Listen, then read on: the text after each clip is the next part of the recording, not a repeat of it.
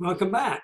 This is Bob Dust again, your instructor for the Database Concepts and Fundamentals course. Today we will talk about the solution to Project 3, which is our sales order system. Now the key to the sales order system, of course, is the sales order table, which is this table here. So sales order represents an order by a customer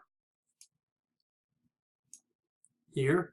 So we have a one-to-many relationship again, in that a customer has many orders, thus the many symbol here, and a sales order has only one customer, so there's nothing over here. Remember, Bob's rule says for a one-to-many relationship, we take the primary key of the one table, which is customer ID, and that becomes a non-key attribute of the many table. Take the primary key of the one table, customer ID, and that becomes a foreign key, non-key attribute to the customer table. That's how we form our relationship. Okay? Moving along, so now we have a sales order. Next we look at is part. Oops. We look at part here, and the relationship between part and sales order is a one-to-many relationship, which is the sales order part table. Again, Bob's rule is we take the primary key of each table, in this case it is sales order number and part ID, and they become the primary key of the bridge table. All the non-key attributes in here, quantity, price, extended cost, unit cost, and extended price, unit cost, extended cost, all depend on the entire primary key. So we don't have quantity in hand, or the name of the part, or the customer ID. None of that goes in here because it requires the entire primary key for these attributes to have meaning. All right, moving along. So remember, one of the business rules is we can only ship parts that we sold. So here is our shipment part table here. So we only ship parts that we sold. They belong to a shipment. So think of a shipment as the box that the parts go into, that we hand off to UPS or FedEx or the post office. That's what a shipment is. This is the box. What goes inside the box are the parts that we are shipping. So we have a relationship between shipment and sales order part. Now remember, sales order part is a bridge table of its own. It's a bridge between sales order and part. Therefore, our shipment part is also a bridge table between shipment and this bridge table. So shipment order part has a many-to-many relationship. Now the shipment has many sales order parts, and a sales order part can be in multiple shipments because we may have back orders, and we may ship, if they ordered 5, we may ship 3 today and 2 tomorrow. So the same sales order part will be in multiple shipments. Again, notice that we have attributes here that refer or relate only to those items that were shipped. Notice also our primary key to this is the composite of the primary key of the shipment table and the primary key of the sales order part table. Remember Bob's rule? Bridge table?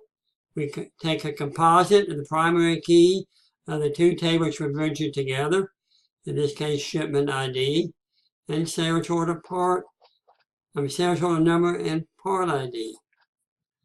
The rule still follows. None of the rules have changed. The normalization rules are the same. The Bob's rules are the same. The one-to-many, many-to-many, one-to-one rules all stay the same. Nothing has changed. All right. Notice also this, this enforces the business rule that we can only ship what we sold. Because if we don't have this combination here, if we don't have this combination here of sales order number and sales order part, if that's not in here, we can't ship it. This is not in here unless we sold it. So we enforce the rule. It's clear that we understand that. We haven't violated any of the rules. Now the other rule was we can only return what we shipped. Okay? We only return what we shipped. Let's take a look at that. If you remember, this is what we shipped. Let me go back to my square. This is what we shipped. We only return what we shipped.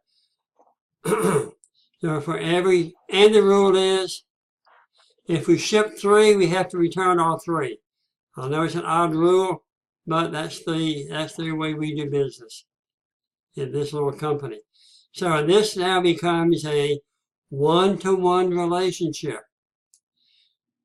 We only return what we shipped, and we return everything.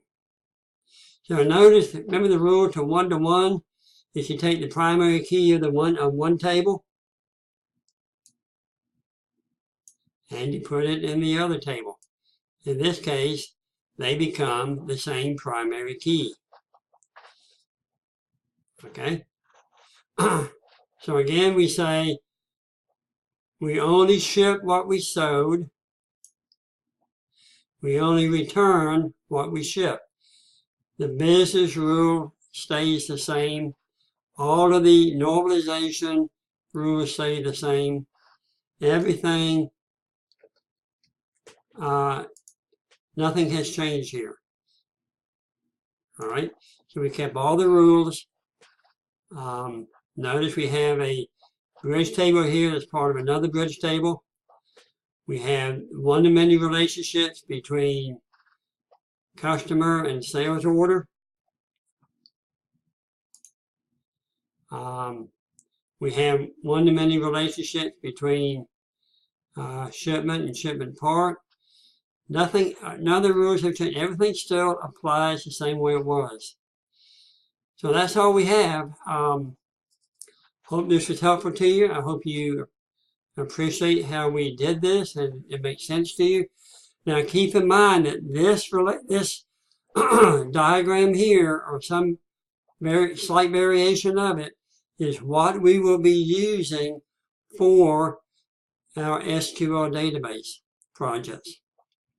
So we will use project 2 for the tutorial on how to learn how to use SQL. We're going to use this project here. Whoops. We're going to use this project here for learning how to use SQL. And we'll use this one here for you to show me that you know how to do SQL. So it's important that you understand how these tables relate to each other. And happy ERD and happy data modeling. We'll see you next lesson. Take care.